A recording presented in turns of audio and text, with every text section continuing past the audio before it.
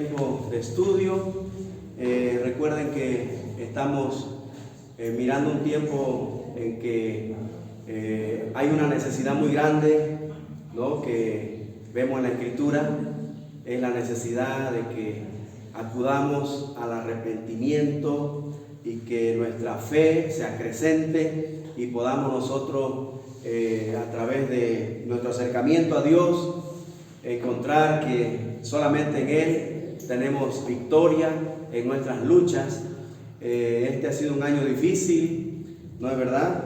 Hemos estado lidiando no solamente con la pandemia, pero con todo lo que ha acontecido en casa al estar en cuarentena, ¿no es cierto?, con la familia, de repente los esposos pasando más tiempo juntos y conociéndose un poco más, ¿no? Y entonces encontramos, hermano, que el Señor Jesucristo hace un llamado urgente a venir a formar parte del reino de Dios, y las demandas del reino son arrepentimiento. Y el arrepentimiento no solamente es para el inconverso, para que se convierta a Cristo, pero también para los creyentes que estamos andando mal, que de repente hemos descuidado nuestra vida cristiana y nos hemos apartado del camino del Señor, ¿no? Arrepentimiento significa metanoia, en griego es cambio de mente, un giro de 180 grados, ¿no? Y ponerme de acuerdo con lo que Dios dice y caminar en lo que Dios dice, ya no en mis caprichos, ya no en mis ideas, ya no en mi propia sabiduría, mi propia inteligencia, ¿no? Y creer en el Evangelio, dice, es decir, nuestra fe, nuestra confianza en Jesucristo, en su persona, en su obra a nuestro favor, en la cruz del Calvario, no siendo el sustituto del pecador, ¿no es cierto?, pero las victorias que hay detrás de ello también, ¿no?, a levantarse de los muertos. Somos más que vencedores en Cristo, y Él nos llama a vivir en fe, a vivir entonces confiando en su victoria, porque en Cristo somos más que vencedores, dice su palabra. Hemos ilustrado el anterior domingo estas demandas con la historia del hijo pródigo, que le llaman en la Escritura, ¿no? Pero yo le he llamado la parábola del Padre misericordioso y perdonador. Y le he puesto como título a esta serie: amado por un Padre misericordioso y perdonador. Eso es lo que es la humanidad. Yo he sido beneficiado de esa misericordia, ese amor, de ese perdón de un Padre amoroso, ¿no? Y el Señor Jesús contó esta parábola en Lucas capítulo 15. A ver, abramos nuestra Biblia, Lucas capítulo 15. La parábola está desde el versículo 11 en adelante, hasta el final del capítulo. Pero yo quisiera en esta mañana, hermano, llevarnos al contexto de esta historia.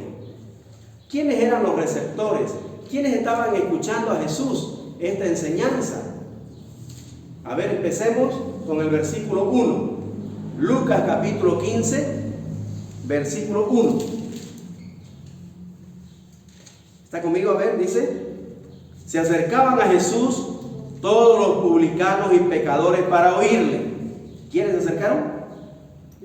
Publicanos y pecadores. Publicanos eran israelitas, pero que trabajaban para el gobierno romano, cobrando los impuestos a sus compatriotas. Y ellos tenían el poder y la autoridad de Roma de cobrar lo que ellos hayan querido. Así que ellos eran conocidos como ladrones, los publicanos. Y eran aborrecidos por los judíos. Porque si el impuesto era, digamos, 100 bolivianos, ellos cobraban 500 bolivianos. Y 400 se embolsillaban. Y los 100 que demandaba Roma se lo daban. O sea, hacían lo que querían, unos 200, 300, pero ellos entregaban a Roma 100. Entonces, esos eran los publicanos. Y los pecadores, pues eran todas personas que infringían la ley, ¿no?, de mentir, robar, asesinar, qué sé yo, ¿no?, que no faltan, ¿verdad? Entonces, dice este versículo que ellos se acercaban para oír a Jesús. El versículo 2 dice: y los fariseos y los escribas murmuraban diciendo: este a los pecadores recibe y con ellos come. ¿Quiénes están aquí murmurando? Los fariseos y los escribas. ¿Quiénes eran estos personajes? Fariseos era una secta, era un grupo religioso judío que estrictamente ellos guardaban la ley. Y no solo eso, pero hacían un montón de mandamientos más extra al mandamiento que estaba en la Escritura. Un montón de reglamentos, normas humanas, ¿no? Entonces ellos se jactaban, ¿no?, en su justicia propia, en sus buenas obras, en cómo ellos agradaban a Dios cumpliendo estrictamente la ley, los fariseos. Y los escribas eran maestros de la ley, los que transcribían las escrituras, ¿no? Eran líderes religiosos también. Entonces aquí tenemos prácticamente dos grupos que están escuchando a Jesús, ¿ya? Están los publicanos y pecadores, podríamos llamarle el grupo de inmorales, ¿no? Pecadores, realmente perdidos, pero hay otro grupo que les criticaba y criticaba a Jesús por su justicia propia, confiando en sus buenas obras, en que guardaban ellos estrictamente la ley, inclusive escribían versículos, se los ponían en la frente, se los ponían en la muñeca, en los dedos, así, ¿no? Entonces eran religiosos, ¿ya? Y entonces dice el versículo 3, entonces él, el Señor Jesús, le refirió esta parábola. Y cuenta, hermano, que un hombre, ¿qué hombre de vosotros, dice, teniendo 100 ovejas? Y es la parábola de la oveja perdida. Este hombre dejó las 99 que tenía seguras y fue tras de la perdida, ya, la oveja. Un hombre. Y luego dice, más adelante, versículo 8, ¿o qué mujer que tiene 10 dracmas, 10 monedas, ¿no? ¿Qué mujer? Habla también de una mujer que perdió una moneda y tenía 10, dejó sus 9 y fue a buscarla la moneda y hizo su casa, la puso de cabeza, pero la encontró la moneda y también se regocijó. El que encontró la oveja perdida se regocijó, la mujer que encontró su moneda también se regocijó, dice el versículo 10, ¿no? El versículo 9 y 10, y luego viene el versículo 11 de la historia que estamos tratando y dice, también dijo, esta es la tercera, también dijo. ¿A quién les está diciendo, a quién les está contando esta parábola? Pues hay que publicanos y pecadores, pero sobre todo a los que le estaban criticando, que recibe a pecadores, que come con los publicanos, a los religiosos. Y les está diciendo aquí en estas dos primeras parábolas que Dios se interesa por los perdidos. Los sanos no necesitan médicos, son los enfermos, ¿sí? Entonces, hermano, aquí vemos en este contexto que también les dice esta parábola. Y más va dirigida a los fariseos, a los religiosos, a los escribas, que eran murmuradores, eran criticones, ¿no? Eran gente, estos religiosos eran fríos, eran duros y estrictos con la gente, ¿no? Eran criticones y eran orgullosos, arrogantes de que ellos guardaban la ley, que memorizaban versículos y todo eso, ¿no? Y criticaban a los pecadores. Recuerdo una historia que cuenta el Señor, ¿no? Que dice que un pecador estaba orando, ¿no? Y decía, sé propicio a mí, pecador, ¿no? Y el fariseo allá, arrogante, mirando al pecador, ¿no? Y decía, Señor, te doy gracias porque no soy como este pecador, ¿no? O sea, a ese nivel llegaban los religiosos del tiempo de Jesús, de jactarse con arrogancia de que ellos hacían, ¿no? De que ellos cumplían y su confianza estaba, hermano, en sus buenas obras. Y entonces eran fríos, eran duros con el pecador. Y el Señor, hermano, también les cuenta esta historia, ¿no? Del Padre misericordioso y perdonador, que aquí los traductores le pusieron parábola del hijo pródigo, ¿ya? Y el anterior domingo miramos, ¿no? la historia de este padre en su relación con el hijo menor. El hijo menor, hermano, que de alguna manera por su contexto, por su historia, vemos que se está refiriendo a los publicanos y pecadores, ¿no? Ahora va a hablar nuestra historia, hermano, del hijo mayor. ¿Listo? Y vamos a ver a quién se está refiriendo el Señor con esta narrativa del hermano mayor. Vamos a ir al versículo 25, ¿no? Lucas 15, 25. Dice: y su hijo mayor estaba en el campo, y cuando vino y llegó cerca de la casa, oyó la música y las danzas.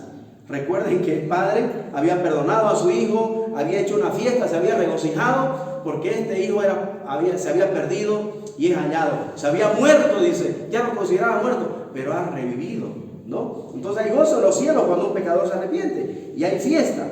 Y dice el 26: y llamando a uno de los criados le preguntó: ¿qué era aquello? Él le dijo: tu hermano ha venido y tu padre ha hecho matar el becerro gordo por haberle recibido bueno y sano. Entonces se enojó y no quería entrar. Salió por tanto su padre y le rogaba que entrase. Mas él respondiendo le dijo al padre: he aquí tantos años te sirvo, no habiéndote desobedecido jamás, y nunca me has dado ni un cabrito para gozarme con mis amigos. Pero cuando vino tu hijo, que ha consumido tus bienes con rameras, has hecho matar para él el becerro gordo. Él entonces, el padre, no le dijo: hijo, tú siempre estás conmigo y todas mis cosas son tuyas. Mas era necesario hacer fiesta y regocijarnos, porque tu hermano era muerto y ha revivido. Se había perdido y es hallado. Wow. Qué palabras, hermano. Qué lección. Hay muchas lecciones aquí. Pero quisiera centrarme, hermano, en la actitud de ambos. Recuerden que la historia aquí se trata de tres personas: un padre y dos hijos que tenía. Un hijo mayor, obviamente, y un hijo menor. Ya tratamos el anterior domingo del hijo menor, ¿no? Que representa a los publicanos y pecadores. Y aquí el Señor Jesús se refiere ahora a la historia del hijo mayor y su relación con su padre. Y detrás del hermano mayor, indirectamente se está dirigiendo ¿a quiénes? A los fariseos y escribas, a los religiosos de ese tiempo, a los que criticaban a los pecadores y decían: gracias, Señor, que no soy como este pecador, ¿no? Este publicano, qué sé yo, qué diría, pues, mentiroso, fornicario, ladrón, asesino, qué sé yo, ¿no? Pero se jactaban de sus buenas obras, de sus buenas acciones. Entonces, vamos a mirar en primer lugar que aquí tenemos un padre que ama a todos sus hijos por igual. Un padre que ama a todos sus hijos por igual, hermano. Versículo 25 al 28. Dice el versículo 28, ¿no? Entonces se enojó y no quería entrar. Y dice: salió por tanto su padre. Salió por tanto su padre. Al ver la actitud del hijo mayor, salió el padre. Hermano, eso no era muy común en la cultura judía. ¿Ya? Lo que hizo, por ejemplo, con su hijo menor, que ni bien lo vio, corrió hacia él.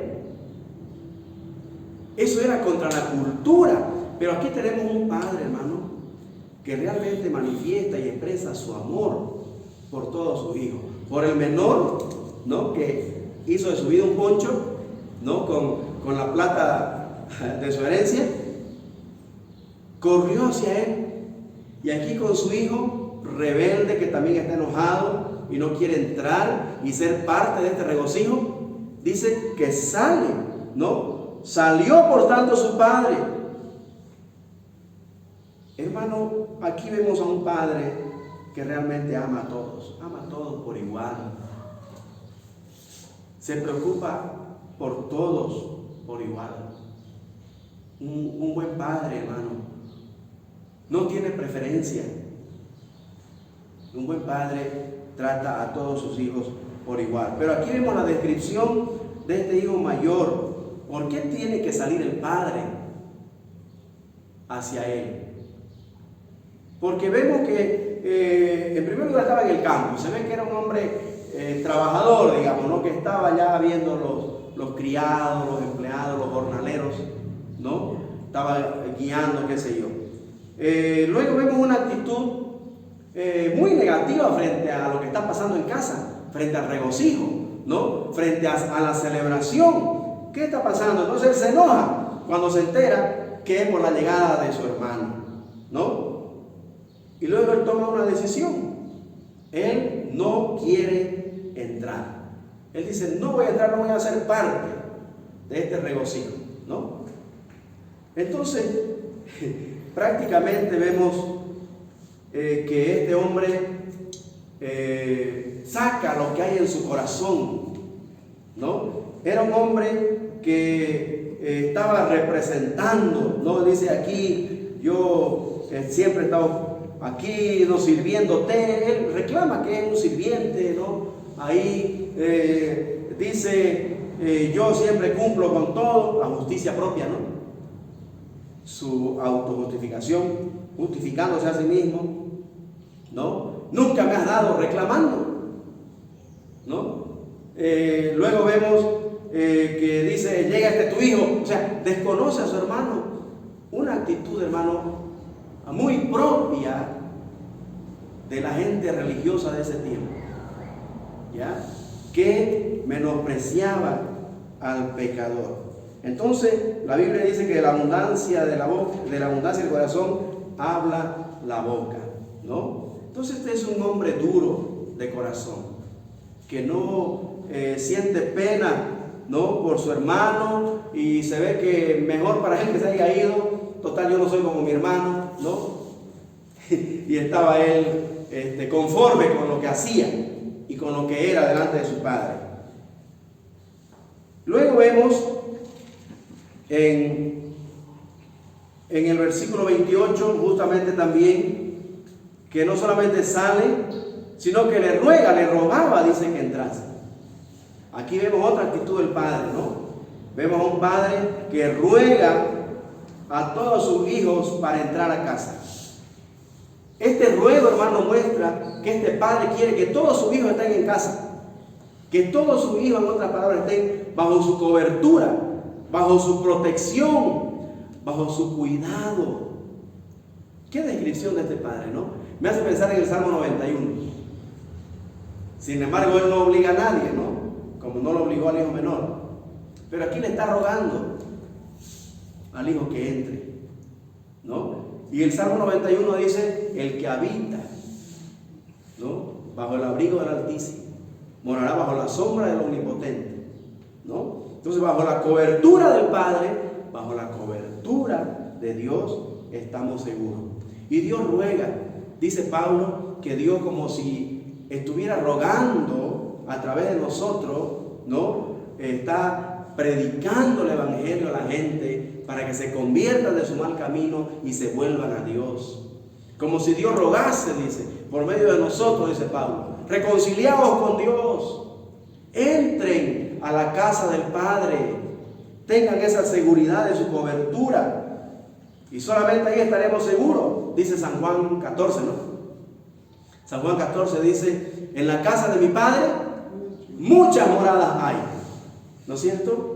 Y Dios quiere tenernos en su casa a todos, pero este hijo ahí está representando, justificándose a sí mismo, ¿no? Reclamando, desconociendo a su hermano. Es una actitud, hermano, muy triste de la gente religiosa. No solo del tiempo de Jesús, pero en nuestro tiempo también. Hay mucha gente, hermano, que se jacta, ¿no? de sus buenas obras, de su religión, de su vida religiosa, de cumplir con todos los sacramentos y normas y reglamentos que le exige su religión. Y creen que cumplir con esos ritos ya han cumplido con Dios, ¿no?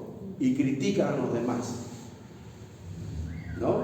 Y critican a los pecadores. Son duros de corazón. El celo religioso, hermano, porque este hombre también, el hermano mayor, estaba celoso, ¿no?, de su hermano menor. Igual, el religioso de este tiempo, hermano, tiene celo, porque el pecador, ¿no?, es salvo. El perdido viene a Cristo y es reconciliado. Y el religioso, ahí está celoso, ¿no? Pero vemos también en el versículo 31 al 32 a un padre que se esfuerza por el bienestar de sus hijos, ¿no? Dice el padre a su hijo: hijo, tú siempre estás conmigo, todas mis cosas son tuyas, ¿no? Pero era necesario regocijarnos por este tu hermano que estaba perdido y ha sido hallado, ¿no?, que estaba muerto y ha vuelto a nacer prácticamente, ¿no? Entonces vemos a un padre que se esfuerza, ¿no?, por el bienestar de todos, se regocija por el bienestar de sus hijos. El hermano mayor, hermanos, estaba realmente molesto, estaba celoso, ¿no? Estaba prácticamente muy enojado, ¿no? Y no quería entrar, no quería ser parte de esta celebración. Entonces, aquí hay una lección muy grande de este hermano mayor que se usa en esta historia. ¿Qué hacía el hermano mayor? El hermano mayor, como primogénito, tenía ese privilegio, ¿no?, de recibir doble porción de la herencia, pero por la responsabilidad de que él era el reemplazante del padre y él tenía que hacer las veces del padre, ¿sí? Y él era la mano derecha del padre, el hijo primogénito, el hijo mayor. Si la responsabilidad de la oveja perdida fue del hombre que la había perdido, del pastor, ¿y qué hizo? Fue a buscarla. Si la moneda perdida de esta señora, de esta mujer, ¿no?, se extravió, ¿quién era la responsable de ir a buscarla? Ella. Y fue la mujer y la encontró. Ahora viene la pregunta: ¿quién era el responsable de buscar a este hermano menor perdido?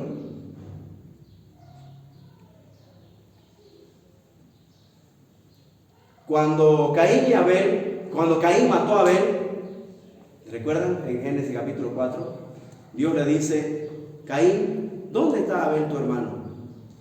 Y él hace una pregunta retórica. Dice: ¿soy yo acaso guarda de mi hermano? ¿Soy yo el guardaespaldas de mi hermano acaso? Y es una respuesta positiva, claro que sí. Él era el responsable. Escuché una historia, ¿no? Sí, historia verdadera de la guerra del Vietnam. Se llama El hermano del piloto. Es bien conocida. Dice que un piloto norteamericano fue alcanzado, ¿no?, y cayó en la selva, ¿no?, de Vietnam. Y su hermano mayor se enteró, ¿no?, de que su hermano había sido alcanzado, ¿no?, su avión, por un proyectil, ¿no? Entonces vendió todo lo que tenía y fue a la selva del Vietnam a buscar a su hermano, a preguntar entre el peligro y todo eso, ¿no? Y fue conocida su historia como el hermano del piloto. Y recién quedó conforme cuando le entregaron el chaleco de su hermano. No le fue muy bien, ¿no? Pero quedó tranquilo porque su hermano había muerto, ¿no? Pero él quedó satisfecho con haber hecho su parte de ir, no por su hermano menor. Entonces, el responsable, hermano, de ir a buscar a este hermano menor perdido era del hermano mayor. Era del hermano mayor. Pero esta historia, hermano, nos presenta un hermano mayor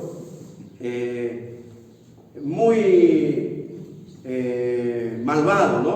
Un hermano mayor que no era el que necesitábamos, el que necesitaba este hermano menor, ¿no?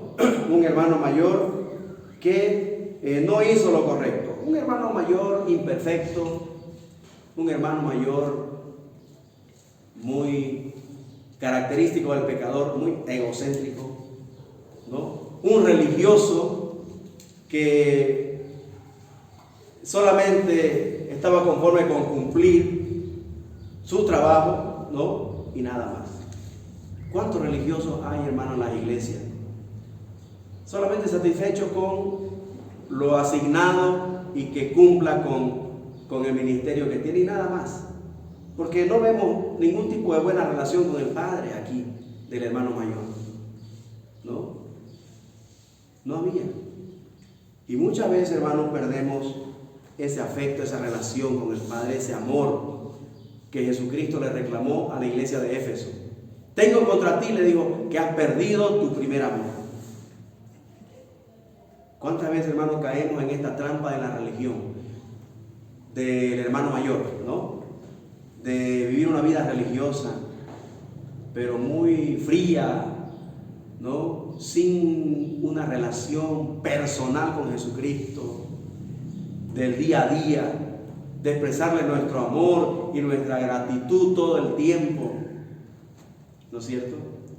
Entonces, hermano, nosotros somos llamados como salvos, como hijos de Dios, a ser el hermano mayor del inconverso, del pecador que está perdido, y tenemos que ir por él para rescatarlo. La Biblia dice, hermano, que sí hubo un hermano mayor que se compadeció de mí, que soy su hermano menor. Así dice la Escritura, ¿no? Que, por ejemplo, miremos Hebreos 2:11 y el Salmo 22:22. A ver, ayúdenme. Hebreos 2:11, ¿quién lo tiene? Y Salmo 22:22. El verdadero y perfecto hermano mayor cumplió su función de hermano mayor y vino por el hermano menor, ¿no? A buscarlo. ¿Alguien tiene ya Hebreos 2:11? Salmo 22:22. Porque Hebreos 2:11, porque el que santifica y los que son santificados de uno son todos, por lo cual no se avergüenza de llamarlos hermanos. No se avergüenza de llamarlos hermanos, ¿no? Salmo 22:22.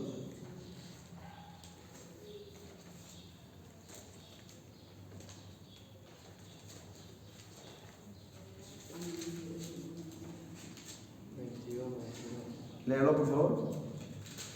Anunciaré tu nombre a mis hermanos, en medio de la congregación te alabaré. Eso dice el Señor, ¿no? Hebreos 2:12, más bien, Salmo 22:22. Anunciaré tu nombre a mis hermanos. No se avergüenza llamarnos hermanos, ¿no? Entonces está haciendo referencia, hermano, al Señor Jesucristo, el verdadero hermano mayor, el perfecto hermano mayor. El de la historia no es el que realmente necesitamos, no necesitaba el hermano menor perdido. Sin embargo, hermano, Jesucristo es el hermano mayor que necesitamos, el verdadero y perfecto que vino a buscar lo que se había perdido, ¿no? Y nosotros, hermanos, al ser salvos ahora, somos los responsables de hacer ese papel de hermano mayor, porque primero hemos sido salvos y hay otros perdidos allá afuera. Tenemos que ir por ellos, hermano. Ellos son el hermano menor que se perdió, el hijo pródigo. Y yo, hermano, debo dejar mi actitud religiosa conformista, de decir, ya yo soy salvo, ya recibí al Señor y listo, ¿no? Nos tenemos que ir por nuestro hermano menor allá afuera. Puede ser un familiar, un amigo, un vecino, pero testifiquémosle del amor de Dios, del evangelio de salvación, y que vengan y se conviertan a Él.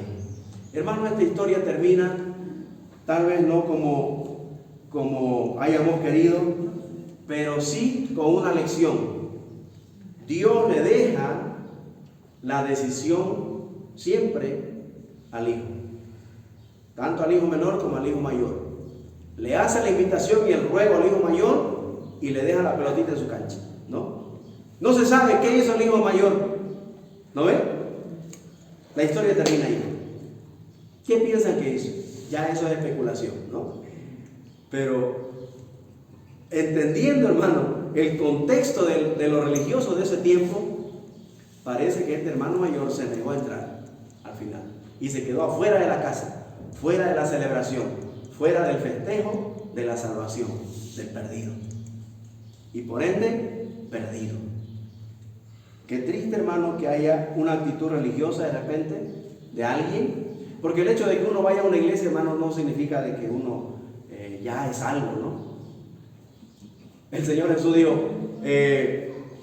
muchos me dirán en aquel día, dicen, Señor, Señor, no estuvimos en la iglesia, no echamos en tu nombre demonios, no hicimos esto o lo otro, y el Señor le dirá, apartados de mí, nunca os conocí.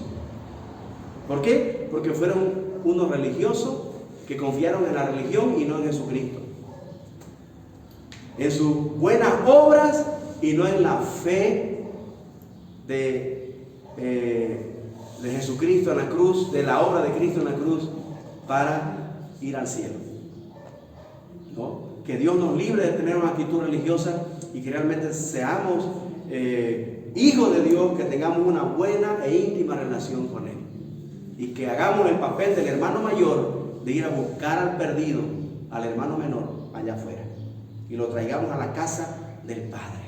Amén. Que el Señor nos bendiga. Vamos a orar, hermanos, para terminar este tiempo.